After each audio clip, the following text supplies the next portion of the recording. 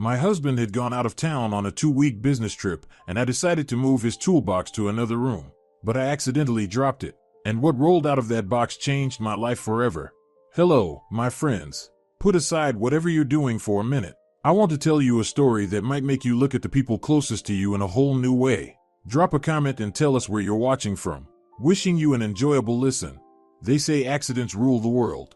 Tiny details, split-second decisions, can change fates, shatter routines, and turn upside down a life that took years to build. I never believed in that philosophical nonsense.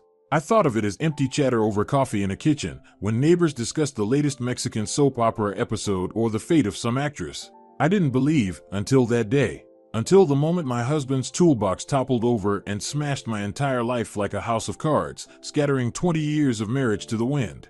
Robert had left on a trip to Allegheny County for 2 weeks. Nothing unusual. He was always running around construction sites, checking the quality of work, monitoring material deliveries, arguing with foremen. We'd been together 20 years, and I was used to his trips. I used to miss him, used to call every evening, but now, if I'm honest, I even enjoyed the peace and quiet. 2 weeks of freedom. I could binge shows till morning, skip cooking steaks and casseroles, tune out the endless stories about pipes, cement, and lazy workers, stop adjusting to someone else's habits. I could just be myself. I'll call when I'm on the road, he said, tossing into the trunk his beat-up Ford, a worn travel bag, and a box of blueprints. He looked exhausted. Dark circles under his eyes, a vein pulsing at his temple, the sure sign his blood pressure was up. Don't forget to water the ficus and check the gas meter. It's been making this weird clicking noise. Of course, honey, I answered automatically, already picturing my evening. A hot bath, a glass of wine, that new book I'd been wanting to start. Careful on the road. As always, Robert smirked and kissed me. Quick, almost formal, a dry brush of lips on the cheek. The kind of kiss you give an old aunt when you meet her. Well, I'm off. I waved as his dark gray Ford rolled out of the driveway. 20 years together. Strange, but I felt no sadness, no regret. Just relief. And anticipation. That day, it must have been Sunday, it was pouring. The wet asphalt mirrored the gray sky, fallen leaves floated in puddles. Weather that made you want to change something, if not in your life, then at least in your apartment. I wandered from room to room, straightening things that were already perfectly in place. After Robert left, the apartment always seemed bigger, lighter. Our son had long since moved to Boston for college, only coming back reluctantly for holidays. The house felt spacious and empty. I brewed strong tea, sat by the window watching the rain, and suddenly decided, time for a change. Small ones, at least. A little rearranging. Move the bookcase, free up a corner for that armchair I'd been dreaming of. Velvet, deep blue, with a high back. A real reading chair, like in an English novel. I set down the cup and walked into the living room. The old bookcase, handed down from Robert's parents, dark wood with carved doors. Heavy, but on felt pads, it should slide. I braced my hands against it and pushed. It moved a few inches. Come on, I muttered, leaning in with all my weight. That's when I saw it. In the corner, almost behind the bookcase, sat Robert's heavy metal toolbox. Gray, peeling, with rust stains on the sides. He always kept it in the room, though I'd begged him 1,000 times to move it to the storage closet. It's easier for me, I use it all the time. He'd wave me off, and the box stayed, gathering dust and stealing space. Old junk, I grumbled, grabbing the metal handles on both sides. Well, guess I'll drag you too, since I'm at it. I tried to lift it. God, it was heavy. What the hell had he stuffed in there? Felt like it was full of lead. The handles cut into my palms, my feet slipped on the parquet. Sweat broke out on my forehead. No, this wasn't working. I'd have to unload it first. I knelt down, snapped open the rusty latches, and lifted the lid. A wave of machine oil, metal, and something else, hard to place, hit me. Inside was the expected chaos. Screwdrivers, pliers, wrenches, random gears, rusty tin cans of bolts and screws. A roll of wire, electrical tape, a few boxes of nails, all tossed together, no order at all. How does he ever find anything in here? I sighed, pulling the tools out onto the floor. Couldn't he at least sort them into boxes? Layer by layer I emptied the box. At the bottom I found an old Pittsburgh Post-Gazette from 1986, soaked with machine oil. Probably Robert had used it as a liner so the tools wouldn't scratch the bottom. I lifted the paper, ready to throw it away. Then it all happened in slow motion. The box, which I'd balanced on the edge of a chair, tilted, slid, and crashed to the floor. The lid flew off, the newspaper shot upward, and everything I hadn't pulled out yet scattered across the room. The noise was so loud our downstairs neighbor, Mrs. Peterson, probably grabbed her mop to bang on the ceiling. She always did that if we made noise after 10. I froze, watching screwdrivers, pliers, and random bolts roll across the floor. For a second I just stood there, then burst out laughing.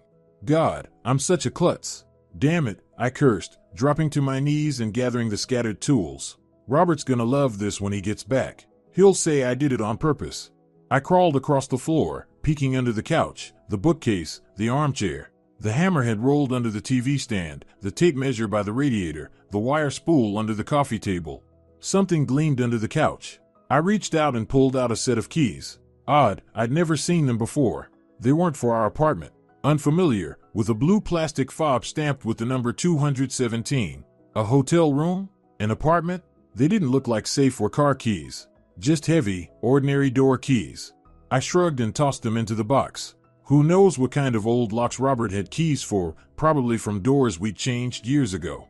When most of the tools were back in place, I noticed something else inside the overturned box. Not tools. Something flat, wrapped in gray cloth. Strange, I thought I'd dug nearly to the bottom before it fell. Where had this come from?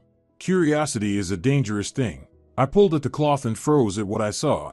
A burgundy passport. Not Robert's old, worn passport I knew, but a brand new one, like it had just been issued. Next to it was a stack of photos, bound with a rubber band. Some documents in a clear file. My first thought was to leave it alone. Slam the box shut. Put it back. Wait for Robert. Ask him directly. But my hand was already reaching for the passport, my fingers opening the first page. Robert's face stared back at me, familiar as ever. But the name was different. Michael Davis. Same date of birth as Robert. Same place of birth, but a completely different name. I blinked, not believing my eyes. Read it again. Looked at the photo. No mistake. It was my husband, but under another name. Michael Davis. For 20 years I'd been married to Robert Anderson. Which one was real? My heart was pounding in my throat. My temples throbbed. I flipped the page. The address, Maple Street, House 15, Apartment 217, Harrisburg. The number on the fob, 217. Coincidence? Not likely. In the passport, a marriage stamp. Citizen Michael Davis married citizen Natalie Foster. Date, June 12, 1994. The signature, Roberts. I knew those slightly careless loops anywhere. Robert and I got married in '95, a year after he had apparently married some Natalie. With trembling hands, I slipped the rubber band off the stack of photos. Yellowed prints from the '90s, glossy, scalloped edges. The first showed a young woman holding a child. Pretty blonde, looking a bit like me in my youth, cradling a boy about 3. On the back, written in blue pen, Harrisburg, 1996. Natalie and Danny. I had never been to Harrisburg. We didn't know any Natalies with sons. And Robert had never once mentioned a Danny. I flipped through photo after photo. Natalie in a swimsuit by the riverbank, smiling, squinting at the sun. Natalie by a Christmas tree, holding the hand of a little boy in a bunny costume. A picnic, a barbecue, a group of young people with beer bottles. Natalie sitting on a blanket, and next to her. The next photo. Same woman, now with a man. They stood outside a regular apartment building, smiling. His arm around her shoulders. A hand with a wedding ring. Robert, my husband, only younger. And happier? On the back, August, 1998. By then Robert and I had already been married 3 years. Our son Maxwell had just started preschool. The next photo, Robert and that same boy, older now, maybe 6 or 7, standing by a sandbox, holding hands. The boy looking up at Robert with adoration. Robert smiling. Truly smiling, open, unguarded. A smile he rarely showed at home. On the back, summer 2000, Riverfront Park. I sank onto the floor, tools scattered all around me. My ears roared, like I'd plunged underwater. All this time? Had Robert been living 2 lives? 2 families? 2 names? An envelope slipped out. A birth certificate. For Daniel Davis, 1995. Father, Michael Davis. Mother, Natalie Foster. Date issued, November 1995. In November '95, Robert and I were on our honeymoon.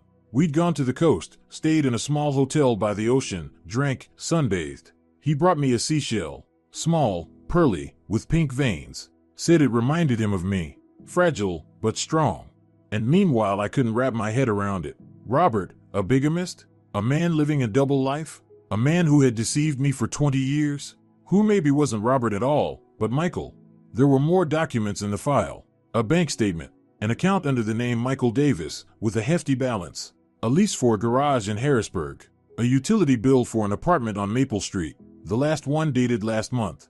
What had spilled out of my husband's toolbox shattered everything. In one instant, I no longer knew who I was or who I had spent half my life with. 20 years of marriage scattered like those screws across the parquet. I grabbed my phone and dialed Robert's number. Ringing, ringing. The subscriber is temporarily unavailable. Of course, in Allegheny County, at the site, on a business trip, or in Harrisburg, with another family. My knees shook, nausea rising in my throat. I stood, gripping the back of the chair, and went to the window. The rain kept pouring, drumming against the glass. Just another Sunday, ordinary weather, ordinary life. Only it was all a lie. How? I whispered, pressing my palm to the cold pane. How could you? 20 years. 20 years you lied to me. Every day. Every minute. And what if I was the second wife? What if she, Natalie, was the legal one? Danny was Maxwell's peer. 2 sons, nearly the same age, growing up in different cities, unaware of each other's existence. I dropped into the armchair, clutching the stranger's passport, my husband's passport, in my hand. I remembered his business trips. Frequent, sometimes sudden. How he always insisted on doing his own laundry when he got back. I don't want to burden you, you're already tired, he used to say. Or maybe he was afraid I'd find traces of someone else's perfume on his shirts. I remembered the calls he always took in another room. The cell phone always strapped to his belt, never left unattended. All those little things I had ignored for 20 years. Details of a mosaic forming into a horrifying picture.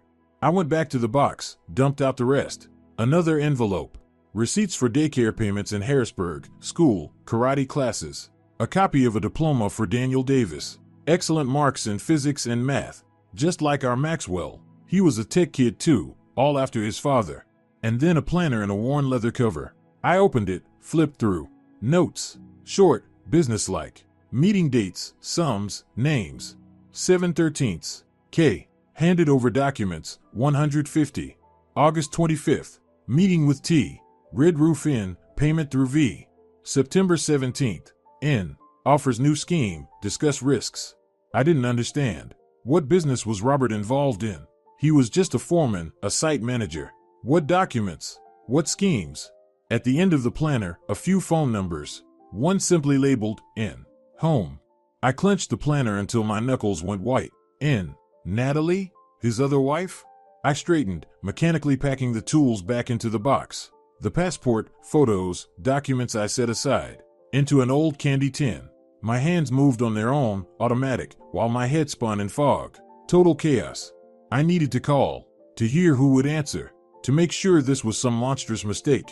Maybe Robert had been keeping his twin brother's documents? But he didn't have a brother. Maybe it was some kind of work scam? But the passport looked real, not fake.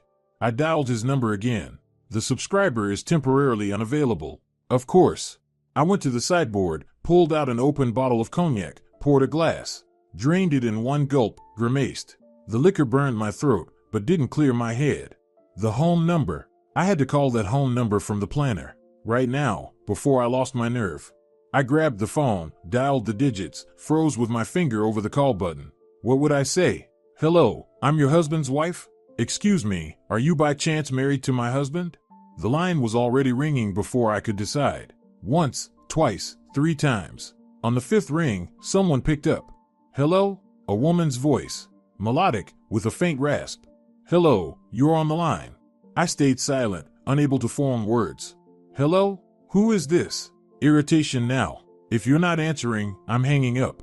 Hello, I forced out. I am looking for Michael Davis. A pause. Long, heavy. He's not home, the woman finally replied. He's on a business trip. And who's calling? Just a friend, I mumbled. Sorry for bothering you. And I hung up before she could say another word. He's on a business trip. Robert is on a business trip. Michael is on a business trip. My husband is on a business trip. I have to go to Harrisburg. Right now. See it for myself. See it with my own eyes. Make sense of this nightmare. I went to the closet, pulled out a travel bag, tossed in a change of clothes, a makeup bag, documents. I didn't bother changing. Jeans and a sweater were fine for the trip. I stopped at the door and looked around the apartment. Familiar walls, familiar furniture, photos on the walls. Our wedding with Robert. Little Maxwell on the potty. Robert with a fishing rod by the river. Our vacation in Cancun 3 years ago. A normal family life. Or the illusion of one. I slammed the door and headed straight for the elevator. To the bus station, then to Harrisburg. To the place where, maybe, the real life of the man I thought was my husband was hiding. The ride to Harrisburg took almost 4 hours. The bus rattled over broken asphalt, bleak landscapes flickering past the window.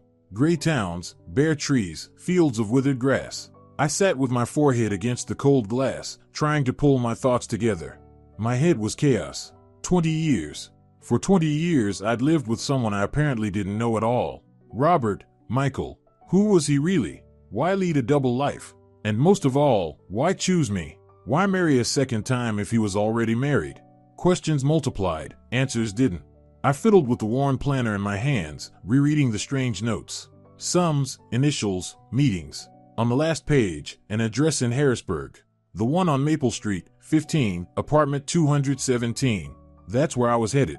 Next to me sat a plump woman of about 60 in a knit sweater and a down scarf. She munched the whole way, rustling packets of cookies and crackers, and tried to make conversation. Heading to Harrisburg? What for?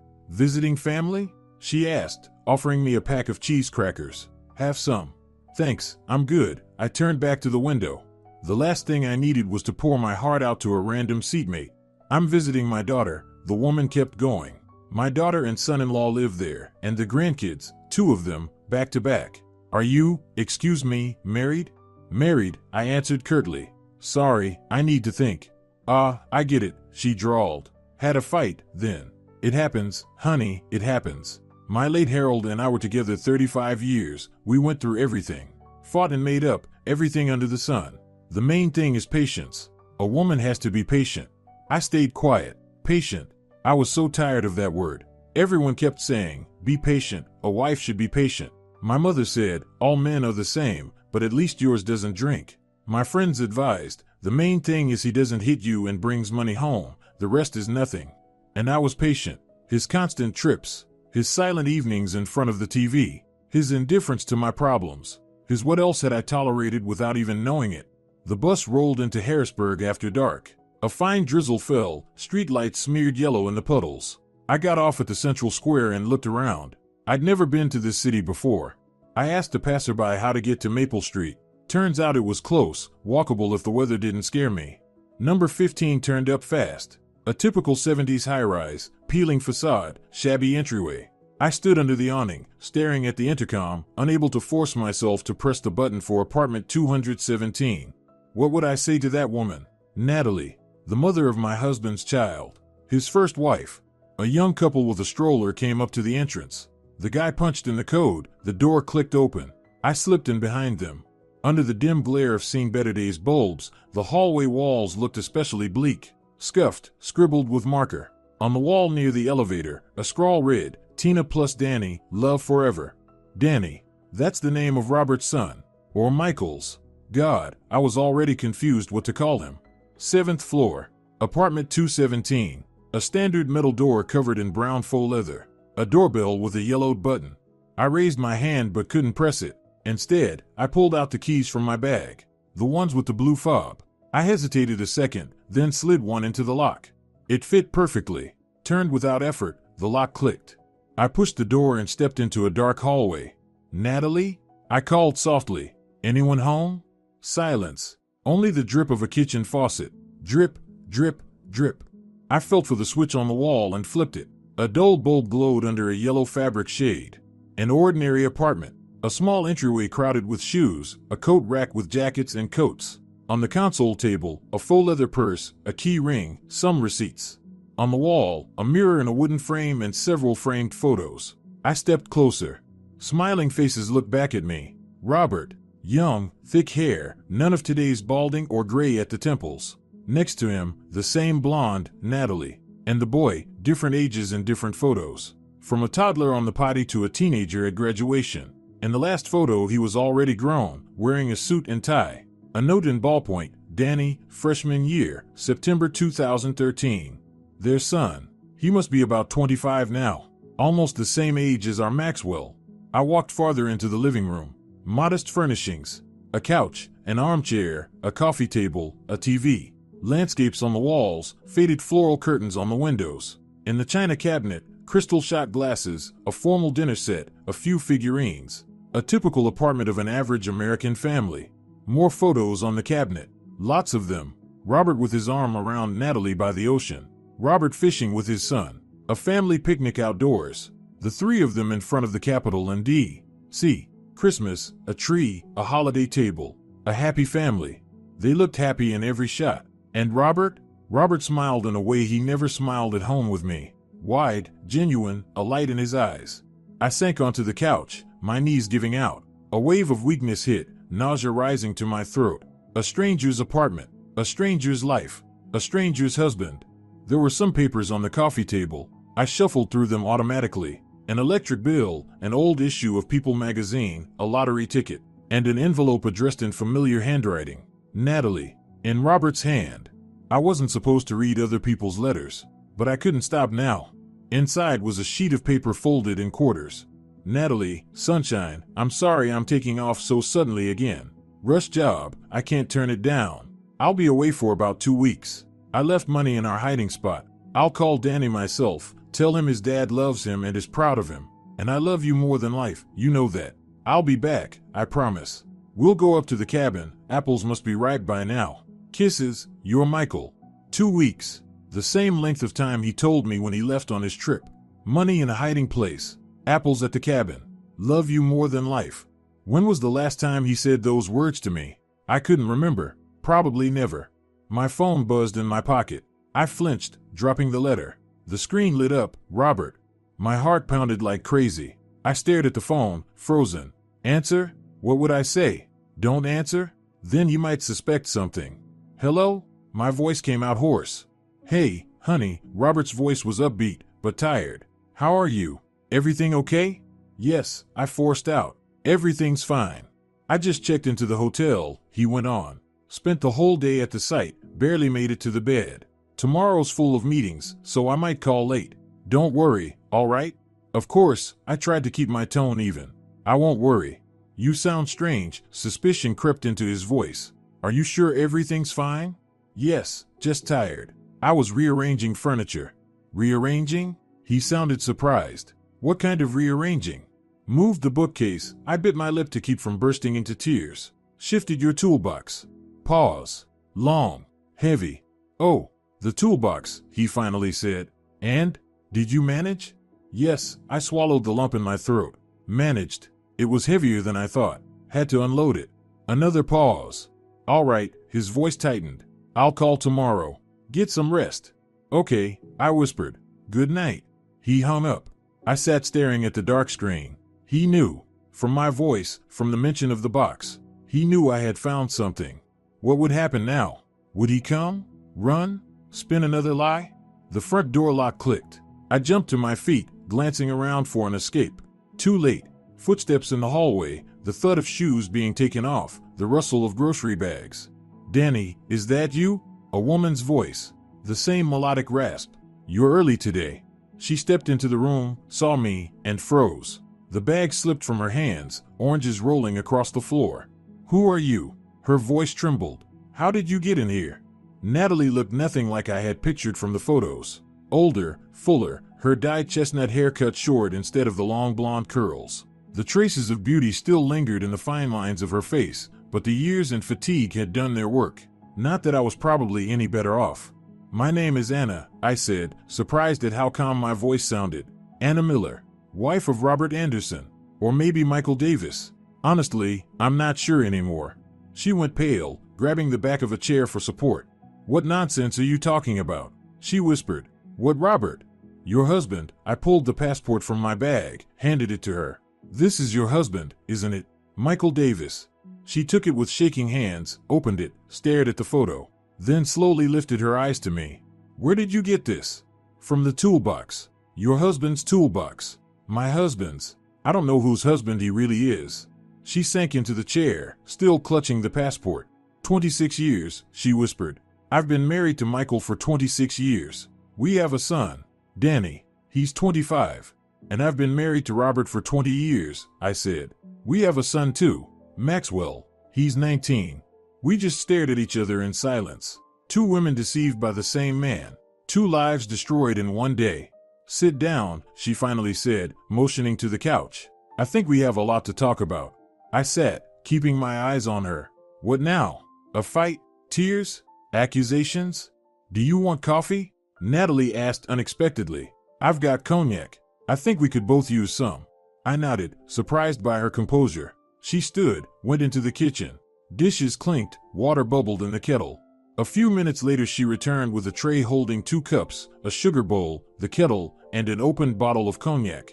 Hennessy, 3 stars, she said, pouring cognac into the cups. Michael always buys this one. Says the expensive stuff is only for special occasions.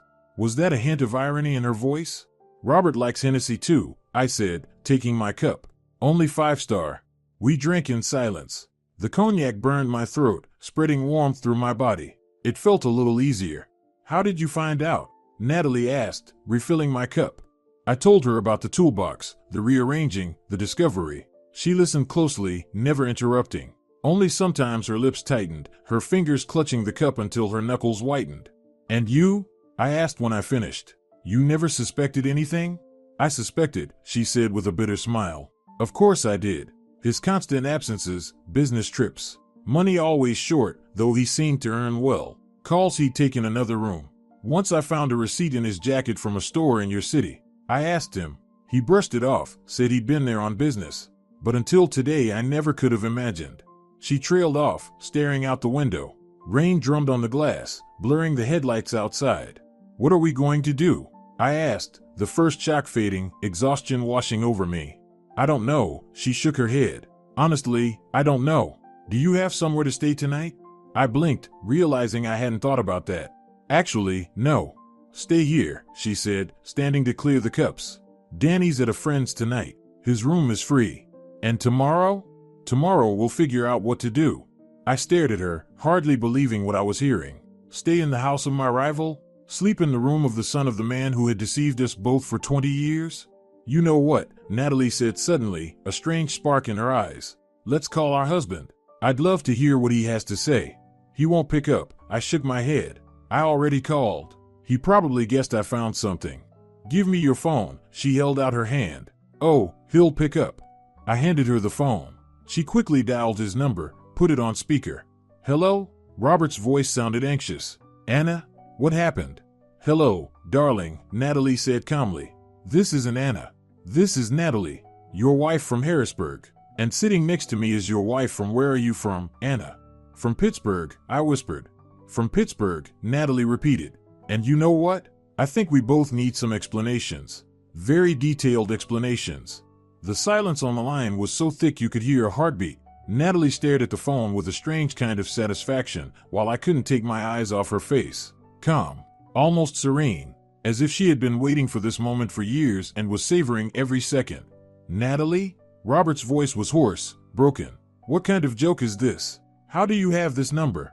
Anna gave it to me, Natalie replied evenly. Your other wife. We just met. Can you believe it? Sitting here, drinking coffee. Well, cognac, actually. Your favorite Hennessy. More silence. Then a deep sigh. Girls, I can explain everything, he finally said. It's not what you think. And what do we think, Robert? My own voice startled me. Quiet, edged with steel. Enlighten us. What exactly do we think? Anna, his tone turned pleading. Let's talk privately. I'll come right now and explain everything. I can explain. No need to come anywhere, Natalie cut in. Better tell us where you really are. Allegheny County? Harrisburg? Or somewhere else? With a third wife, maybe? What nonsense is this? He tried to laugh, but it fell flat. I'm on a job in Allegheny County. At the site. At 2 in the morning? Natalie glanced at the clock. Workaholic, huh? I'm at the hotel, he snapped. Look, this is some misunderstanding. Anna, how did you even end up in Harrisburg? What's going on? I found your passport, I answered. With the name Michael Davis. And the photos. And the documents for your son. And the address. I decided to check. Checked? His voice dripped with bitterness. Satisfied? No, I felt tears sting my throat. Not satisfied. 20 years, Robert. 20 years you lied to me. Every day. Every minute. 26, Natalie corrected. He lied to me 26 years. By the way, my maiden name isn't Foster, it's Williams. And he met Danny when the boy was 3. So not all those documents are real, right, dear? I stared at her, stunned. What tricks was this? Natalie, stop, panic-laced Robert's voice. Don't do this. I'll come, we'll talk it out calmly. Come then, she shrugged. We're not going anywhere. Right, Anna? I nodded, unable to say a word. My head was fog. What fake documents? What strange hints? He faltered. I need a couple hours. I'm not in the city. Of course, Natalie smirked. We'll wait. She hung up and looked at me. He's not coming tonight, she said, but tomorrow he'll be here for sure. To explain. Did you notice how he dodges direct questions? And how he doesn't call either of us by name until he's sure who's listening? I hadn't noticed, but now that she said it, I realized he really did avoid names. Why did you lie about the documents? I asked. To see his reaction, she said, gathering the cups. And notice, he didn't act surprised. Didn't ask again. Didn't protest. Which means there really are fake documents. Come on, I'll show you the room. You need rest. Her son's room was small but cozy. Bookshelves up to the ceiling, a computer desk, a narrow bed with a plaid cover, posters of soccer players and rock bands on the walls, school certificates, pennants. Just an ordinary room of an ordinary young man. Danny's hardly ever home these days, Natalie said, pulling fresh sheets from the closet. He's in grad school in Boston, working on some kind of space technology. Smart boy, just like his father. My Maxwell's a tech kid too, I blurted. Studying programming in Boston. People say he's just like his father as well. We both went quiet, looking at each other. 2 mothers of sons by the same man. 2 sons who had never met. Half-brothers, living in different cities, never knowing the other existed. They could have had a normal childhood, I whispered. They could have grown up together. Like brothers.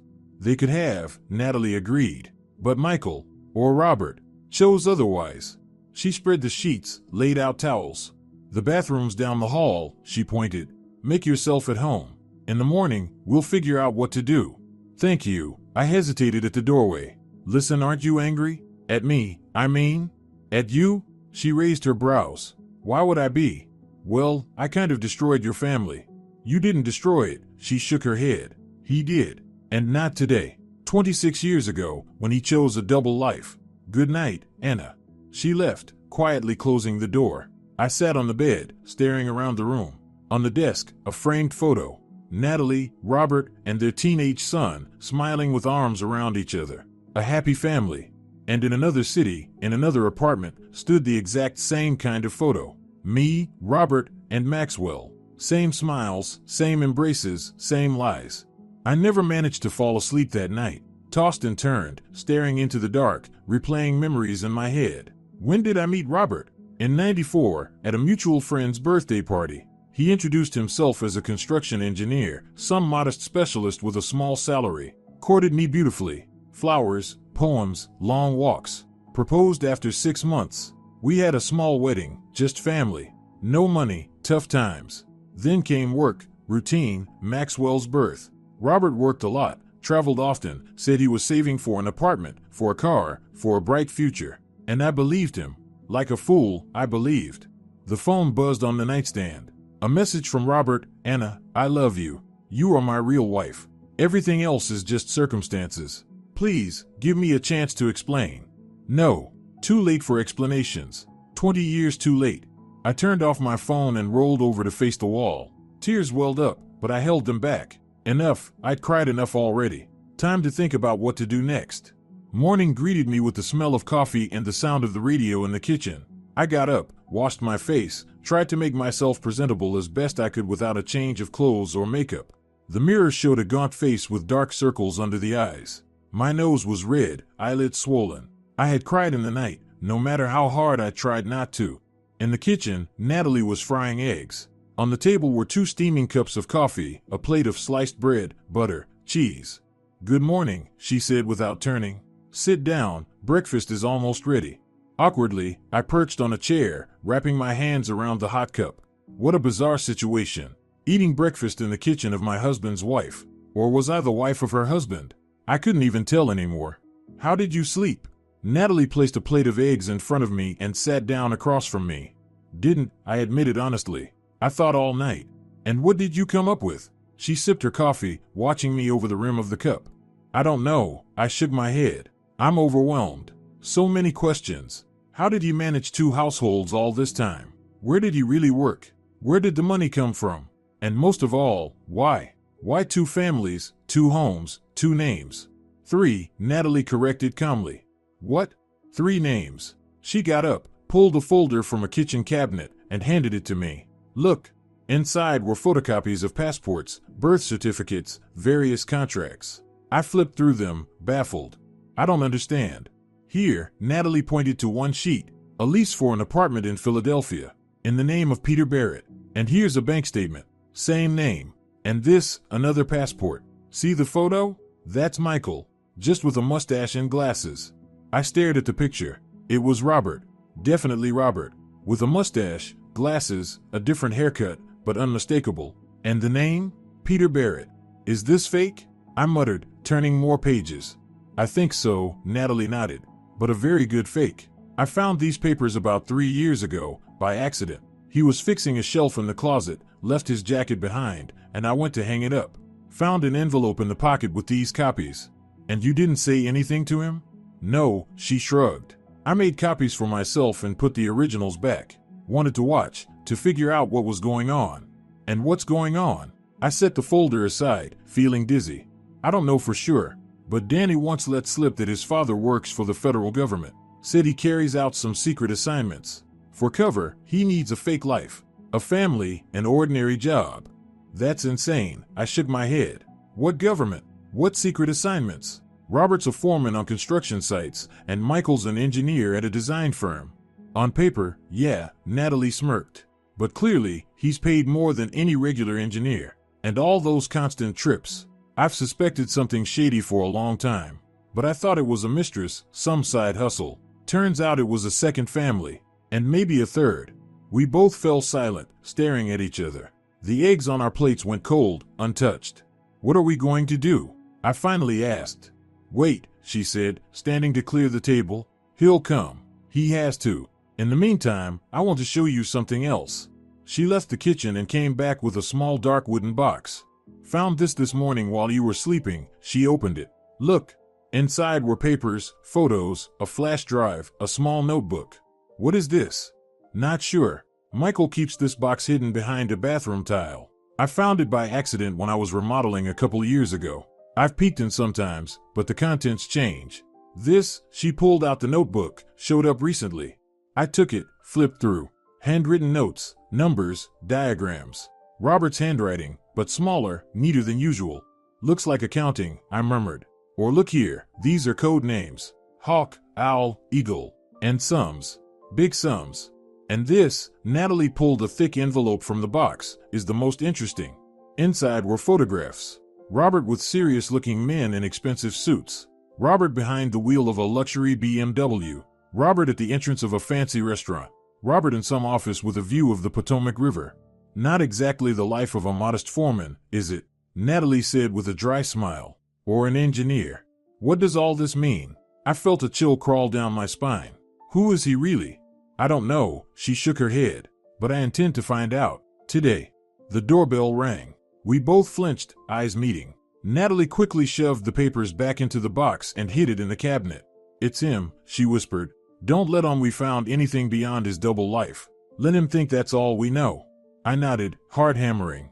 Natalie went to open the door. I heard the click of the lock, footsteps, a hushed exchange in the hallway. And then, he walked into the kitchen. Robert looked terrible, unshaven, red-eyed, his clothes wrinkled. In his hands, a bouquet of roses so big it barely fit through the doorway. Anna, he stepped toward me, but I recoiled, holding up my hand. Don't, I said. Just explain what's going on. He lowered the bouquet, glancing around like he didn't know where to put it. Natalie silently grabbed the flowers and tossed them into the trash. Hey, he protested. That's $100 bouquet. Stick them where the sun doesn't shine, she replied coolly. Sit down and talk. Who are you, really? Robert? Michael? Peter? He flinched at the last name, darted a quick look at her, then at me. What lies has she been feeding you? He asked me. Don't believe her. She's always been a dreamer. Enough, I was done with the games. Just tell the truth. For once in your life, tell the truth. Who are you? He dropped heavily into a chair, rubbed his face with both hands. You want it? His voice was hollow. Fine. I'll tell you. But you won't like it. My real name is Michael Davis, he began, staring into the space between us. I was born in Harrisburg. Finished a construction college, then a university in Philadelphia. In '93, I met Natalie, and a year later, we got married. He threw a quick glance at Natalie. She sat with an unreadable face, arms crossed over her chest. In '95, Danny was born. I was working at a design office, money was tight. Then I was offered side work. Not official. What kind of side work? I couldn't hold back. Back then, in the '90s, people hustled however they could. He spread his hands. Remember those years? Recession, unemployment, social programs slashed. Then someone offered good money for simple work. Travel to other cities, deliver documents, pass along packages. A courier, basically. I said yes. A courier for criminals? Natalie's tone was icy. Not criminals, he winced. Businessmen. Serious people. Sure, not always clean, but who was clean back then? The economy was collapsing, everyone was surviving however they could. And what does that have to do with a second family? I leaned forward. You don't need a second passport and a second wife to be a courier. At first it was just the passport, he sighed. In the name of Robert Anderson. They made it for me to move between cities, to rent apartments, cars. Then what? Then I met you, Anna. He looked at me almost pleadingly. It hit me like lightning. I fell in love instantly, for real. I wanted it to be just a fling, but I couldn't. You were so bright, so genuine, unlike anyone I knew. You were married, my voice shook. You had a son. Yes, he lowered his head. But my life with Natalie was already falling apart. We argued constantly, she didn't understand me, my ambitions. Always demanding attention, money. And I wanted more. Not just to scrape by, but to live decently. You bastard. Natalie's face went pale, her fingers clenched into fists. So it's my fault? I didn't understand your ambitions? And me sitting alone with a child while you ran off for your business, that was fine? I'm not saying it's your fault, he rubbed the bridge of his nose wearily. It was just how things turned out. I met Anna and I couldn't let her go. I decided I could live two lives. Temporarily, until I got my footing. But that temporarily stretched into 20 years, I shook my head. 20 years you lied to me, played the role of a loving husband. I wasn't playing, he lifted his eyes to me. I loved you, and I still love you, truly. And me? Natalie asked quietly. He said nothing, and that silence spoke louder than any words. So that's how it is, she hunched, suddenly looking older. 26 years together, and you loved someone else. The whole time. I loved you both, he muttered. Just differently. Liar, Natalie gave a bitter smile. As always. And what about the third identity? Peter? Was that love too? Robert flinched, shot her a glance. Where did you? Doesn't matter, she cut him off. What matters is what you say now. He sighed, shoulders sagging. Over time the jobs got bigger. Not just courier runs. Meetings, deals, moving large sums of money. Too risky to use the passport tied to your real life. That's where the third came in. Peter Barrett. What kind of deals? I clasped my hands together to stop them from shaking. What exactly were you doing? Different things, he looked away. Better you don't know the details. Oh no, I slapped the table. Now you tell us everything. All of it. He was quiet for a moment, then nodded. At first it was simple black accounting. Cashing out for companies, tax evasion. Then registering property to front men, reselling assets, corporate takeovers. In the early 2000s a lot of banks and businesses changed hands. Not always legally. You're a criminal? I whispered. Legally, yes, he shrugged. But I never killed anyone, never hurt anyone. I just handled paperwork, numbers.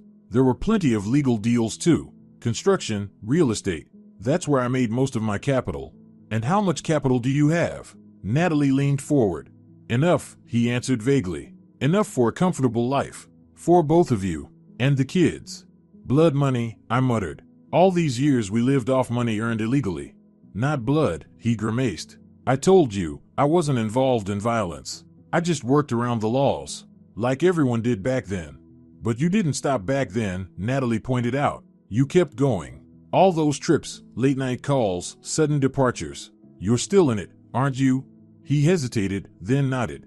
Yes, but it's different now. More legal. I own shares in a few construction companies, a couple shopping centers. I consult on complex deals, help structure businesses. Everything's within the law. Mostly. And all this time you lied to us. I felt bile rise in my throat. Played the part of a simple working man, complained about a small salary, about the bosses. When in reality you were what? A shadow businessman? An underground millionaire? I didn't want to put you in danger, he spread his hands. If you knew the truth, it could have hurt you, hurt me. It was safer if you stayed ignorant. How noble, Natalie snorted. And betraying us both doesn't count? Forcing us to live a lie? Robbing our kids of a real father, giving them only a weekend visitor? I tried to be a good father, he said with a hint of hurt. For Danny and Maxwell. Helped with homework, took them to activities, paid for school. How generous, I snapped. Tell me, are you sure there isn't a third family? Maybe another wife in Philadelphia, another son, or a daughter? He flushed, opened his mouth, but couldn't find the words. Oh my God, Natalie whispered, watching his reaction. It's true, isn't it?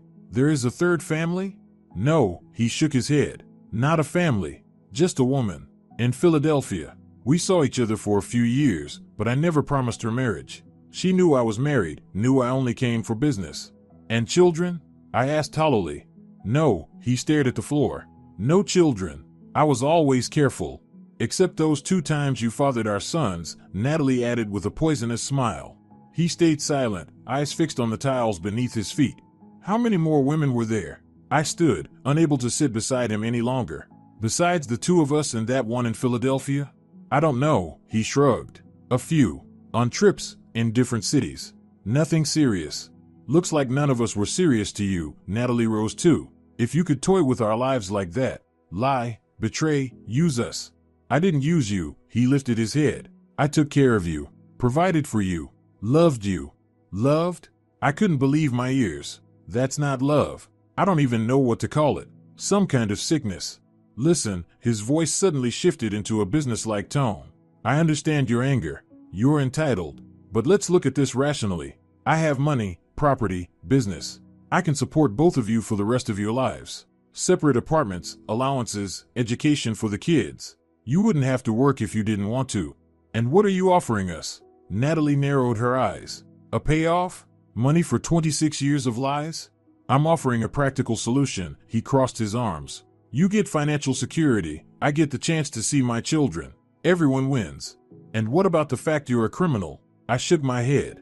That your money was made illegally. That you cheated the IRS, used fake IDs, took part in hostile takeovers.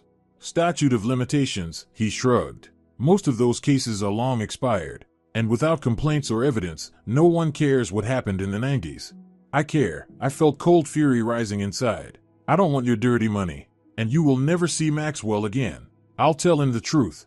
Anna, his voice turned hard. Don't be stupid. Think about your son. About yourself. Do you really want to spend your life working as an underpaid accountant? Living in a rented apartment? Giving up travel, comfort? I've always worked, I shot back. And I'll keep going. And you? You disgust me. And you, Natalie? He turned to her. Will you refuse to? A downtown apartment? A bank account? A secure old age? She stayed silent, studying him with a strange look. You know what's the scariest part? She finally said. I don't know you at all. 26 years together, and you're a stranger. With a stranger's name, a stranger's life, even a stranger's face. I'm still the same, he tried to smile. The same Michael who loved you when we were young. Remember our first New Year's? Sitting on the windowsill, drinking champagne from one glass, making wishes? Stop, she grimaced. Don't twist memories. It was all a lie. Not all, he shook his head. I did love you then. And I loved Danny. And you, Anna. And Maxwell. You don't know how to love, I turned away. Love doesn't coexist with lies. With betrayal. He got up, paced the kitchen, stopped at the window. You don't understand, he said in a low voice. All my life I wanted out of poverty. Out of grayness. My father was an alcoholic. My mother broke her back at 3 jobs just to feed us. I swore I'd never live like that, that I'd have more, at any cost. And what did it cost? Natalie asked. Other people's lives? Our lives. You stole our choices, do you get that? We thought we were living our own lives, but we were just playing roles in your script, puppets in your theater. I never meant it to turn out this way, he suddenly hunched, looking like an old man. It started small. Side work, fake documents. Then it snowballed. Money, connections, opportunities. By the time I realized, it was too late to change. Too much at stake. Too dangerous to walk away. And is it still dangerous? I asked quietly. Not anymore, he turned toward us. These last years I've been stepping out of the shadows. Legalizing capital, registering businesses under proxies, everything clean, legally airtight. I was going to tell you the truth this year, at least part of it. Move you both to the same city, buy apartments nearby, so our sons could finally meet. So we could live almost like a normal family. Almost, Natalie said with a bitter smile. That's the key word. Almost a normal family. Only with 2 wives and a double life. I couldn't choose, he spread his hands. Couldn't give up either of you. Or our kids. You should have, I cut him off. 20 years ago. Either not marry me, knowing you were already married, or divorce Natalie if you loved someone else. But not lie. Not betray. We fell silent.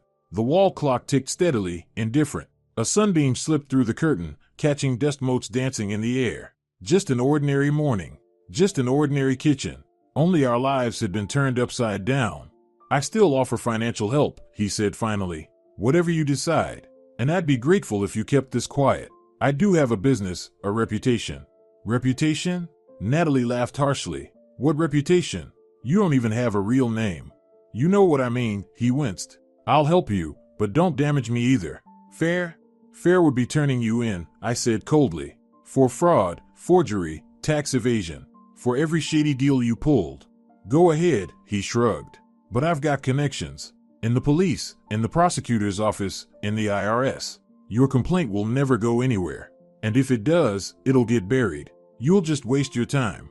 You bastard, Natalie whispered. I shared a bed with you for years, gave you a child. I never wanted to hurt you, his voice was almost pleading. I took care of you, provided, protected, loved in my way. Get out, I couldn't look at his face anymore. Just leave and never come back. Not to me, not to Maxwell. Go. My voice broke into a scream. Get out of my life, of our lives. He stood there a second longer, then nodded, turned, and walked out of the kitchen. The front door slammed. Natalie and I stayed sitting in the kitchen, staring at each other. 2 women whose lives had just collapsed. What now? I asked. I don't know, she shook her head. But I think we should stick together. At least for a while. I nodded. Strangely, I felt lighter, as if a heavy weight had fallen off my shoulders. 20 years of lies were behind me. Ahead was the unknown, but it didn't scare me anymore. The most important thing, no more lies, no more secrets, no more masks. Maybe this was what true freedom felt like. The next few days passed in a haze. I stayed at Natalie's. I couldn't face going back to that empty apartment where every single thing reminded me of 20 years of lies. We talked for hours, sat over coffee late into the night, comparing memories, lining up dates, spotting all the inconsistencies in his stories. Remember that New Year's when he said he was stuck on a business trip because of a snowstorm? Natalie asked, refilling my cup with strong coffee. 2007, I think? Of course, I nodded. Maxwell was so upset, waiting for his dad to show up with presents. He was here, she smirked. With us. Champagne, cake, gifts for Danny. Said he barely got away from work. Bitter, twisted irony. Sitting in a kitchen with the woman who'd unknowingly been your rival for 20 years, realizing you'd both been fed the same excuses, the same lies, even the same gifts. Natalie showed me a pair of gold sapphire earrings he'd given her on their 20th anniversary, identical to the ones I got for our 15th. You know what hurts the most? Natalie said, staring out at the drizzle through the window. Not the double life, not even the lies. It's that he stole our choice. We could have lived those years differently, with men who loved only us, or alone, but honestly, without illusions. Instead, we lived in his make-believe world, on his stage. I understood her better than anyone. Stolen years, a stolen life, roles in someone else's play, and we never even knew. On the 3rd day of our strange cohabitation, Maxwell called from Boston. Mom, where have you been? His voice was anxious. I've been calling for 2 days. You're not picking up. Sorry, honey, I tried to sound calm. I'm on a short trip. Everything's fine. A trip? Alone? He sounded surprised. Where's Dad? I froze. What was I supposed to say? How do you explain to a 19-year-old that his father isn't the man he thought he was? Dad's busy, I managed. Listen, Maxwell, we need to talk. Seriously talk. But not over the phone. I'll come see you this weekend, okay? Something happened? His voice tightened. Did you and Dad fight? Not exactly, I sighed. Just important things came up. I'll explain everything in person. All right, he said after a pause. I'll expect you Saturday. Just tell me when, I'll meet you. I hung up and looked at Natalie. She handed me a fresh cup of coffee. Talking to your son? She asked. Yeah, I took a sip. I need to go to Boston, tell him everything. I just don't know how he'll take it. It'll be rough. Natalie shook her head. Danny doesn't know either. He's at some science conference in New York right now, back in a week.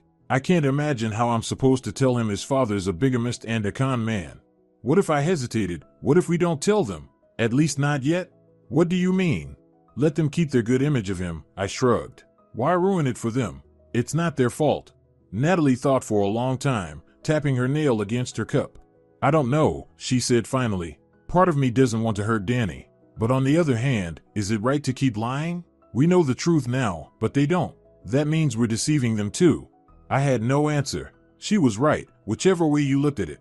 And then there's the practical side, Natalie continued. If we both divorce Michael, and I assume you don't plan to keep pretending this marriage is real, how do we explain it without telling them the real reason? We could say we fell out of love, I suggested. That the relationship just ran its course. It happens. After 26 years? She raised a skeptical eyebrow. Not very convincing. And Danny's not stupid. He'll know something's off. We fell silent again. Every option felt wrong. The doorbell rang. We glanced at each other. Natalie wasn't expecting anyone, and no one would come see me in Harrisburg. Could it be him again? I whispered, God. Natalie got up, went to the door, looked through the peephole. Courier, she said with relief. 1 second. She opened the door. A young man in a uniform jacket handed her a tablet to sign and a large envelope. Natalie Foster, for your hands only, he said. Please sign.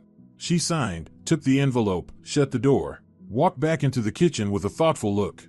From him, she said, setting it on the table. I can feel it. Don't open it, I winced. Just throw it out. Probably some teary apology or another attempt to manipulate us. No, she shook her head. We should look. What if it's important? She carefully tore it open. Inside was a folder with documents and a note, written in his familiar handwriting. Natalie, Anna, I understand your anger and I'm not asking forgiveness. That would be too presumptuous. What I did is unforgivable, and I'm ready to accept the consequences. But I ask one thing, let me secure your future. Inside are property documents, an apartment for each of you, in your own names, bank cards with substantial balances, and certificates for deposits in reliable banks. Enough to live comfortably for many years. Please don't see this as a payoff, but as a small compensation for years of deceit. I can't give you more, though you deserve much more. I'm leaving the country indefinitely. You can contact me through my lawyer. His details are in the folder. If you want to reach out, call. If not, I'll understand. Forgive me for everything. Michael, Robert. Natalie silently passed me the note and started flipping through the documents. An apartment in downtown New York, she said, scanning the pages. In my name. A bank deposit of $200,000. A platinum credit card, apparently with no limit. I took my set of documents. A 2-bedroom apartment in Boston, near Maxwell's University. Coincidence? Hardly. A deposit for the same amount as Natalie's. A credit card. He thinks he can buy forgiveness? I tossed the papers aside. Pay us off? After everything? I don't think he expects forgiveness. Natalie carefully put the documents back into the folder. He just wants to provide for us. His way of caring. I don't want his care. I felt tears burning my eyes. And I don't want his money. Dirty money. Money isn't dirty or clean, Natalie said suddenly, in a calm voice. It just exists, or it doesn't. And Anna, right now, we need it, especially if we're going to start over. I looked at her in surprise. This woman, deceived for 26 years, still kept a stunning composure. You really think of taking his money? After everything you've learned? Why not? She shrugged. He owes us way more than these apartments and accounts. He stole our lives, stole our chance to live them differently. This money is a pitiful compensation." Her words made sense, but something inside me recoiled at the thought of touching anything that came from that man. "You know," Natalie went on, "I've been thinking about what you said about the kids. Maybe you're right. Maybe we shouldn't destroy their image of their father. We tell them part of the truth, that your husband had a secret business, that we didn't know about it, that he had to leave the country to avoid legal trouble. But the double family, we keep quiet about that, at least for now. And if they find out from someone else?" "From who?" She smirked. "Michael's gone. We're the only ones who know the truth, and our sons live in different cities. They're not likely to cross paths." I thought about it. Maybe she was right. Why traumatize the kids? Their relationship with their father is theirs. Why should they suffer for his lies? "All right," I said at last. "We'll do it that way. We tell them about the secret business, the legal trouble, but not the family part." "Deal." Natalie reached across the table with her hand. "And one more thing. I want you to take the money and the apartment. Not for yourself, for Maxwell. He still has to study, build his career. Let there at least be some use from his father." I hesitated, then shook her hand. "Only for Maxwell," I agreed. "And me? I'll start my own business." She smiled unexpectedly. "I always dreamed of a little atelier. To sew, to create beauty. I've put that dream on hold for 26 years. No money, no time. Enough waiting." Her energy was contagious. I caught myself thinking I could do something new too. I'd worked my whole life as a bookkeeper in a small firm, crunching other people's numbers. But once, long ago, I wanted to travel, to write, to take photos. "You know," I said, "maybe this really is a chance. To start fresh. Without lies, without pretending. To be myself." "Exactly," Natalie nodded. "They say you can find something positive in any situation. Even this." She didn't finish, but I understood. Even in the wreckage of a 20-year marriage, and betrayal, and broken illusions, there was still a seed of hope. A chance for a new beginning. On Saturday, I left for Boston to talk with my son. Natalie stayed behind, waiting for Danny to return. We promised to call each other after the hard talks with our kids. Maxwell met me at the station. Tall, lean, so much like his father in his youth. He hugged me tightly, helped with my bag. I looked at him and wondered how to say it. How to explain that his father wasn't who he claimed to be, that he had a half-brother, that our whole family history was a lie. "You look pale, Mom," Maxwell said once we sat in a cafe near the station. "Something happened? You're not sick, are you?" "No, honey," I took a deep breath. "But I need to tell you something important. About your father." Maxwell's face grew serious. He set aside his coffee and looked at me intently. "Something's wrong with Dad? Is he okay?" "Physically, yes," I gathered all my strength. "But our marriage, we're separating, Maxwell. And there are serious reasons." I spoke for a long time. About his father's secret business, his legal issues, his sudden departure from the country. About how I'd lived for 20 years with someone I never really knew. Maxwell listened in silence, the muscles in his jaw working. Just like Robert's when he was angry. "So he lied all this time?" Maxwell finally asked. "About being a foreman, about his pay, about everything?" "Yes," I nodded. "He lived a double life. He had a business. Not always legal. Property, deals. I don't know all the details." "And now? Where did he go?" "I don't know." I told the truth. "He left a letter saying he was leaving the country. He set us up financially. Bought an apartment here in Boston, near your university. Left money." Maxwell sat quietly, drumming his fingers on the table. "You know," he finally said, "I always felt something was off with Dad. The sudden trips, the late-night calls, the secrecy. But I thought, maybe that's just how he is." "You're not angry?" I asked carefully. "Of course I'm angry," he gave a humorless smile. "But not at you. At him. For lying. For putting you in danger with shady business. For not being honest." I looked at my son and thought, he'd grown up. When had that happened? While I lived in illusions, he grew, learned to read people, to see through actions. "You know what, Mom," Maxwell said suddenly, covering my hand with his. "Maybe it's for the best. You deserve more than life with someone who couldn't be honest with you. Now you're free. You can start over." I smiled through my tears. My boy, my smart boy. He was right. I was free. For the first time in 20 years, truly free. That evening, sitting in my hotel room, I called Natalie. She had talked to her son too. "Danny took it hard," she said, "especially the part about the criminal business. He always looked up to his father, thought he was an honest working man. But I think in time he'll come to terms with it. He's smart, he'll understand. And you? I asked. Strange, she paused. You know, I realized I don't feel unhappy. It's like I dropped a heavy backpack I'd carried for years. Yes, it hurts. Yes, it stings. But at the same time, freedom. I can live however I want. No adjusting, no waiting, no hoping. I understood her completely. Somehow, our husband's betrayal gave us both what we never dreamed of. A new life. A chance to start over. Listen, I have an idea, Natalie said suddenly. What if you and I became real friends? For real. We've been through so much together, learned so much about each other these past days. Friends? I was surprised. Is that even normal? In our situation? What in our lives has ever been normal? She laughed. To hell with normal. Let's just live the way we think is right, without caring what anyone else thinks. I suddenly realized I was smiling. For the first time in days. A real smile, from the heart. All right, I agreed. To hell with normal. Strange, but a life wrecked by a toolbox was slowly piecing itself back together. Different this time. Without lies. Without masks. And maybe, just maybe, that was for the better. Half a year later, on an early spring morning, I stood by the window of my new apartment in Boston, looking out at the waking city. The sun gilded the rooftops, the first passers-by hurried along their way, a bus stopped nearby to let passengers off. An ordinary morning. An ordinary life. My new life. It had been 6 months since that toolbox turned everything upside down. 6 months that changed me beyond recognition. On the outside, I looked the same.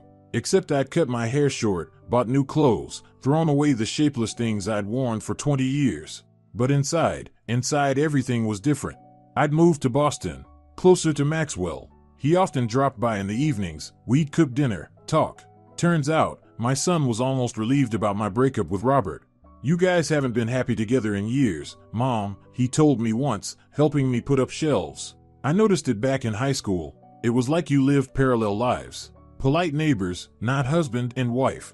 Strange how children sometimes see what we ourselves ignore. For me, our cold marriage had long since become normal. Familiar, convenient. I never even considered life could be different. From Robert, or Michael, I still didn't know what to call him. There had been no word. Only the money came regularly to my account each month. More than I had ever earned. At first I didn't want to touch it, but then I gave in. Really, why not? He owed me far more than money. He owed me 20 years of my life.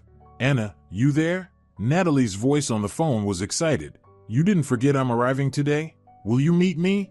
Of course I remember, I smiled. Train at 2:15, South Station. I'll be waiting at the main entrance. Perfect. I've missed you so much. I have so much to tell you. Natalie and I had stayed in close touch all these months. Daily calls, video chats, endless messages. Who would have thought the woman I once saw as my unwilling rival would become my closest friend? But that's exactly what happened. We understood each other like no one else could. We shared betrayal, pain, a history. Natalie had moved to New York, opened a small atelier in one of Manhattan's old neighborhoods. Business went surprisingly well. Clients appreciated her taste and skill. Danny stayed in New York after finishing grad school, got a job at a research institute. We never spoke about introducing our sons. Silently agreed it was their choice, to know or not to know about each other. I didn't sit idle either. I'd unexpectedly started writing. First just little notes about life, then short stories. I signed up for photography classes I'd dreamed about since youth. On a travel forum, I met the editor of a small magazine and showed him my work. He was interested and offered me freelance assignments. That's how I became a contributor of travel essays and photo reports. The money was modest, but that didn't matter. What mattered was I was finally doing what I loved. The doorbell rang. Probably my neighbor. We sometimes had morning coffee together. Another new thing in my life. I'd started talking to people. I used to be closed off, avoiding new connections. Now the opposite, I craved real interaction. Opening the door, I froze. A courier stood there with a huge bouquet of white lilies. Anna Miller? He asked. Delivery for you. Please sign here. I signed his tablet, took the flowers and the small envelope attached to them. Back inside, I laid the bouquet on the table. Lilies. How did anyone know they were my favorite? In the envelope was a card. No signature, but the handwriting was unmistakable. Today marks 21 years since our first meeting. I know I unforgivably ruined your life. but I'm grateful for every day I spent with you. You and Maxwell are the best things that ever happened to me. I stared at the card, not knowing what to feel. Anger? Resentment? Nostalgia? None of those. Just a weary confusion. Who was this man? Why did he keep haunting me? Why remind me of himself? My phone rang. Natalie. Hi, I said, tossing the card aside. Something wrong? You got them too? She asked right away. The flowers? Yes, just now. And a card? That too. Her voice trembled. 27 years since our first meeting, right? Mine says 21. I paused. You and Danny are the best things that ever happened to me. What precision with the dates. I gave a bitter little laugh. Like he's keeping a calendar. He hasn't forgotten, Natalie said quietly. Not you, not me. Let him forget, I snapped. I don't want his flowers, his confessions. Or him. Don't you want to know where he is? What happened to him? I hesitated. Did I? 6 months ago, I would have said yes. I would have wanted to look him in the eyes, say everything bottled up inside me. Now, I didn't know. The pain had faded, the fury drained away. Only the exhaustion remained. No, I finally said. I don't care. He's a closed chapter. The past. And for me? She faltered. You know, I thought I was over it too. But these flowers, it's stupid, right? Not stupid, I said softly. 26 years together. You can't erase that. But it doesn't mean you should go back to someone who betrayed you. I know, she sighed. It's just sometimes it hits me. This longing, I guess. For what could have been, but wasn't. For a normal family. For normal. You'll meet a normal man. One without a double life. At 53? She laughed. Come on, Anna. Who'd want me at this age? Don't say that, I smiled. You look 40 at most. And besides, times are different now. People fall in love at 70.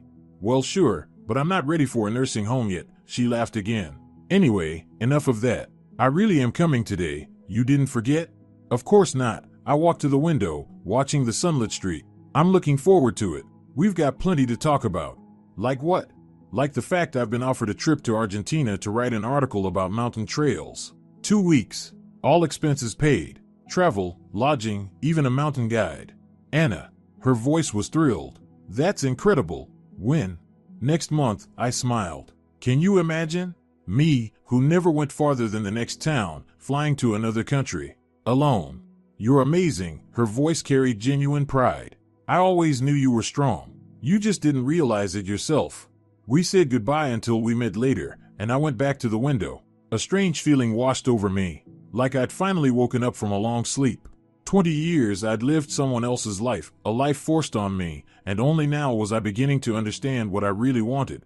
On the table, the tea had gone cold. Beside it lay the lilies and the card from a man out of my past. I picked up the flowers, carried them to the kitchen, and tossed them in the trash. I ripped the card into tiny pieces. Enough. My life belonged only to me. And it began here and now. Natalie arrived right on schedule. I met her at the station, and we hugged like family. You've lost weight, she exclaimed, pulling back to look at me. And a new haircut. It suits you. And you've blossomed. I smiled. You're glowing. A stylish coat, a confident stride. No trace of the lost woman I'd met 6 months ago in Harrisburg. We took a cab to my place. I insisted she stay with me instead of at a hotel. On the way, we talked nonstop. About her atelier, my articles, our kids, our plans for the future. You know, she said suddenly, as we neared my building, Danny's seeing a girl. Seems serious. He says he'll introduce us this summer. That's wonderful, I said sincerely. And Maxwell doesn't have anyone steady. Just student flings, nothing serious. He says career first, then personal life. Just like his father, she said, then caught herself. Sorry, I didn't mean. It's fine, I shrugged. It's true. He's very much like his dad. Determined, stubborn. But hopefully, unlike his father, he'll be an honest man. We fell silent. The shadow of Robert, or Michael, still hung between us, no matter how hard we tried to ignore it. At my apartment, Natalie gasped when she saw my wall of photographs. Still amateur for now, but already getting good feedback on photography forums. You're a natural, she said in awe, studying my shots of foggy Boston, the harbor, the old buildings. Such an eye. Such atmosphere. You're exaggerating, I waved her off. But I like it. For the first time in my life, I'm doing something that makes me happy. That evening, we sat in the kitchen, drinking wine and talking about life. Natalie told me she'd gotten an offer from a big fashion house to sew pieces for their shows. Can you imagine? She flushed with excitement. Me, a self-taught seamstress from Harrisburg, invited to work with real designers. It feels like a dream. I always knew you had talent. I refilled her glass. It was obvious from the start. You know, she suddenly grew serious. Sometimes I think maybe it's all for the best. The whole story with Michael, or Robert, or whoever he is. If not for that, I'd still be stuck in Harrisburg, dreaming about things that would never happen.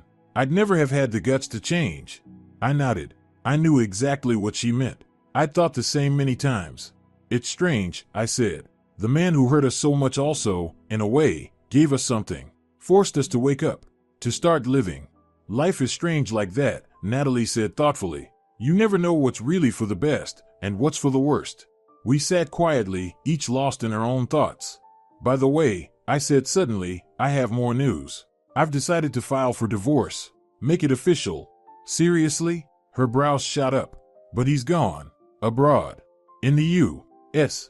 You can get divorced unilaterally if your spouse is missing, I explained. And he is missing. No address, no contact. It should work. But why? She asked, curious. I mean, what difference does it make if you're officially married or not? You're not planning to remarry, are you? I laughed. Of course not. I just want to close this chapter. Put a period at the end. Officially. She nodded, understanding. I'm not ready yet, she admitted. I can't explain why, but it feels too soon to put that period. Something still has to happen. What? I asked, surprised. You think he'll come back? I don't know. She shrugged. Maybe. Or maybe I just need more time. 26 years is no joke. You don't just erase that. I didn't argue. Everyone has her own path to acceptance and forgiveness. Her own timeline. Let's drink, I said, raising my glass. To us. To surviving and becoming stronger. To us. She echoed. And to the toolbox. Without it, we'd never have met. We laughed and clinked glasses. A strange fate, a strange friendship, born of betrayal and pain. But real. Maybe that was the lesson of it all. Life is unpredictable. What feels like catastrophe can be the start of something new and beautiful. The key is finding the strength to move forward, without looking back, without clinging to the past. Just live, here and now, for real. 2 years later, September sunlight bathed the terrace of a little cafe on the shore of Lake Geneva. I sat at a table, sipping cappuccino and scrolling through the photos I'd taken that morning. It was the third day of the International Photography Festival, where I'd been invited as a participant. Who would have thought that a hobby I started out of despair would bring me here? To Switzerland, to a prestigious forum of professionals. Life is full of surprises. Sometimes terrifying, sometimes breathtaking. My phone buzzed. A message from Natalie. A photo of an evening gown embroidered with beads. Caption, for the Milan show. What do you think? I smiled, admiring my friend's exquisite creation. Her fashion career had soared to incredible heights over the past 2 years. Invitations from major houses, her own clothing line, glossy magazine interviews. At 55, she'd become a rising star in the fashion world. Stunning. You've outdone yourself, I texted back, sending her a photo of the lake in return. My friendship with Natalie had only grown stronger with time. We met often, in New York, and Boston. We vacationed together at the seaside, in the mountains. We supported each other in moments of weakness and celebrated each other's triumphs. She was closer to me than most relatives. A strange bond, born from shared pain, had turned into a true family. I set my phone aside and went back to choosing which photos to present that evening. Not an easy task. In the last 2 years, my work had been published in several respected magazines, and I'd released a photo book, Invisible Boston, that earned positive reviews from critics. I wasn't exactly famous, but in certain circles, people knew my name. Anna Miller? I heard a man's voice with a slight accent. Sorry to bother you. I saw your exhibition yesterday. Stunning work. I looked up. In front of me stood a tall man in his 60s, with a neat gray beard and kind eyes. A stranger, but something about him felt vaguely familiar. Thank you, I smiled. That's very nice to hear. Do you mind if I sit? He gestured to the empty chair. I'd like to talk about a possible collaboration. Of course, I closed my laptop. Do you represent a publishing house? Not exactly. He sat down and handed me a card. François Morel, Contemporary Art Gallery in Lausanne. We're interested in hosting your solo exhibition. I took the card, studying it in surprise. A solo exhibition? In Switzerland? That was both unexpected and flattering. It's a very interesting offer, Monsieur Morel, I said. But why me? There are many photographers here more well known than I am. You have a unique eye. He made an expressive gesture with his hand. Your work, there's depth in it, a story. Not just pretty pictures. There's lived pain, resilience. It draws people in.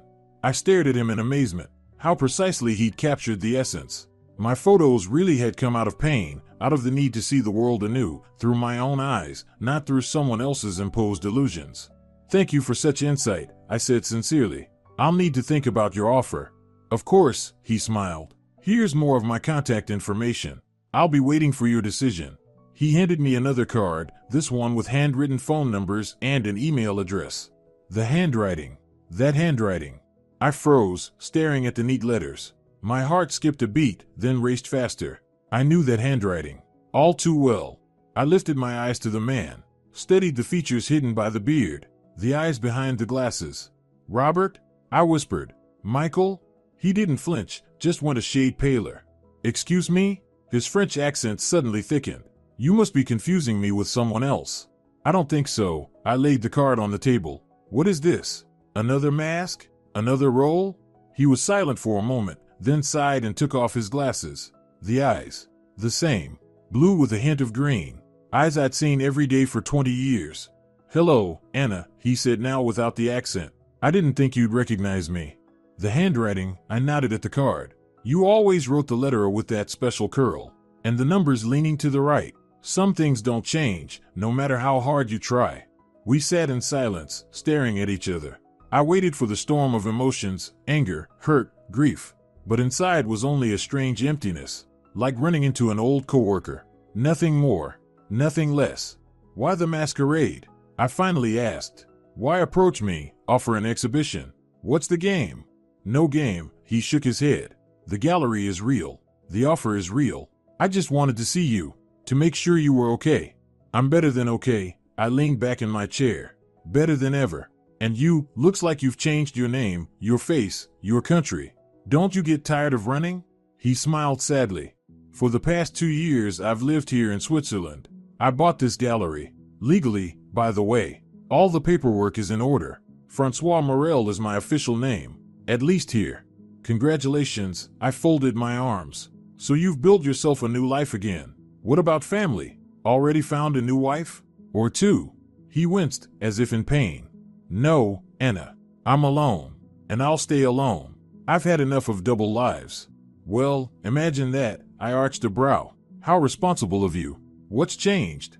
I have, he said simply. Losing both of you made me rethink everything. Made me realize how selfish I was. How much pain I caused the people I loved. Loved? I gave a bitter laugh. That wasn't love. It was obsession. A need to possess. To control. Maybe, he nodded. I'm no psychologist. I only know I miss you. I miss Maxwell, Natalie, Danny, every single day. So that's what the flowers were every year? I guessed. A reminder of yourself? Not just that, he dropped his eyes. A tribute, an admission of guilt, a clumsy attempt to make amends. I studied him. Older now, grayer, but still a handsome man. Once, I truly loved him. Now, all I saw was a stranger. How did you know about the festival? I asked. Were you following me? No, he shook his head. I subscribed to the magazine where you publish. I saw the announcement, your name in the lineup. I decided to take a chance. Why? I don't know, he spread his hands. Maybe to apologize in person. Maybe just to see how you're living. Without me. I'm living wonderfully, I said firmly. I have work I love, friends, passions. I travel, I photograph, I write. I savor every day. I'm glad, he smiled, and there was something genuine in it. Truly glad. You deserve happiness. And Natalie? I asked. Do you keep tabs on her too? No, he shook his head. But sometimes I catch her interviews in fashion magazines. She's achieved great success. Yes, I always knew she was talented. She's happy, I said. We both are. Without you. He nodded, taking the blow. I know I did the unforgivable, he said softly. But maybe, just maybe, I did something right. I pushed you both out of your comfort zones. Made you start new lives. Find yourselves. Don't you dare take credit for our lives. I shook my head. We achieved everything in spite of you, not because of you. Of course, he nodded quickly. That's not what I meant. I'm just glad you found the strength to rise after what I did. Many wouldn't have. We fell into silence again. The waiter brought the coffee he had ordered. He stirred it absent-mindedly, staring at the lake. You know, he said suddenly, I still don't regret meeting you both. You and Natalie. You made me better, even if I didn't deserve it. Thanks to you I have sons. Amazing sons. And memories of happy days. That's more than I deserve. I looked at him closely, trying to decide if he was sincere, or if this was just another mask, another role. What do you want from me? I asked bluntly. What's the point of this meeting? Nothing, he shook his head. Truly nothing. Maybe forgiveness? No, that's too much. Understanding? Probably not. I think I just wanted to see you one more time. To say that, despite everything, you mattered to me. You were the most important thing in my life. Strangely, I believed him. In his eyes there was a sincerity I had never seen before. Maybe losing everything had really taught him something. I don't hold a grudge against you, I said at last. That's the truth. At first I did, but then I let it go. Life's too short to waste it on resentment. Thank you, he exhaled, as if a weight had lifted. That's more than I ever hoped for. But that doesn't mean I want to see you, I added, or keep any kind of relationship. That's all in the past.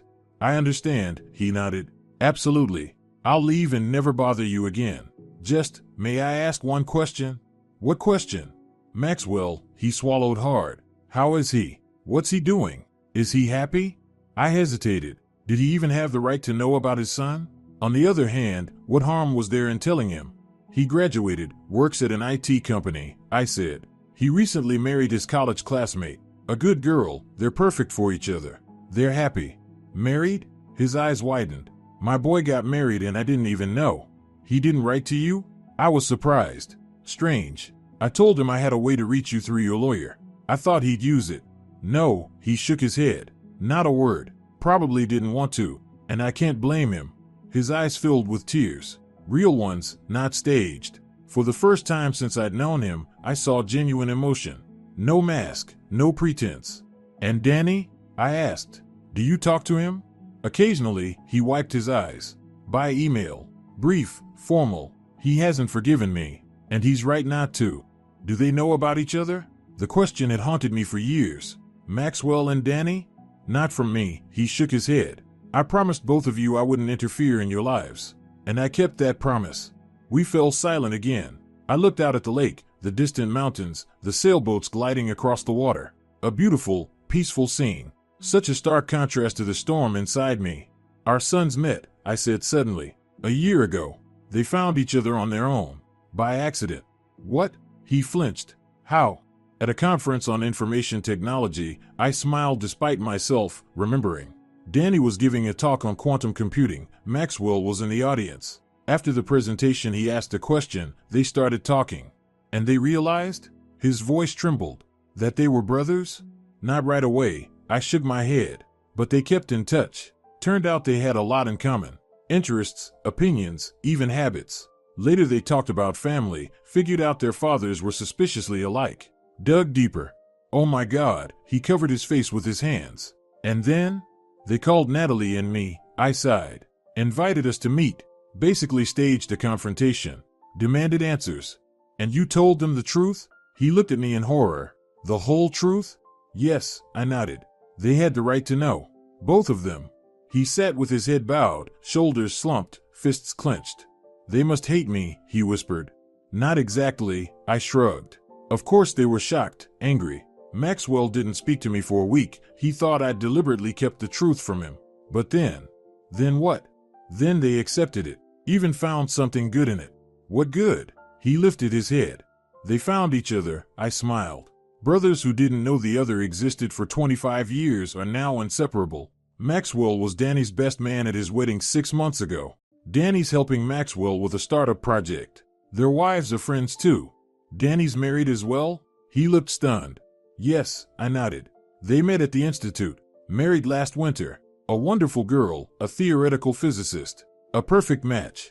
I didn't know, he shook his head. Nothing. Danny never told me. Maybe he didn't want to share something so personal, I suggested. But they're both happy, believe me. And they don't hate you. They pity you. Pity? He raised his brows. Yes, I nodded. They pity a man who couldn't choose one path, who drifted between two lives and found peace in neither. A man who ended up alone, without a family, without real roots, living under a false name in a foreign country. He flinched, as if my words had struck him. Maybe they had. With the truth. They're right, he said at last. I'm someone to be pitied. I made the wrong choice 25 years ago, and I'm still paying for it. We sat in silence again. The wind off the lake stirred the tablecloth, swayed the branches in their pots.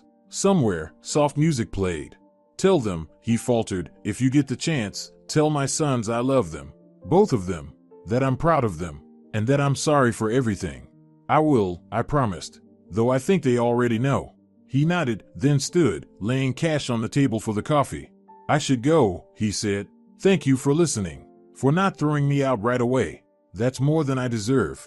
Wait, I said suddenly. What about the exhibition? Is the offer still real?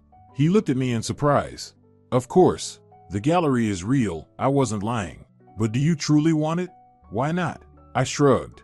Strictly business.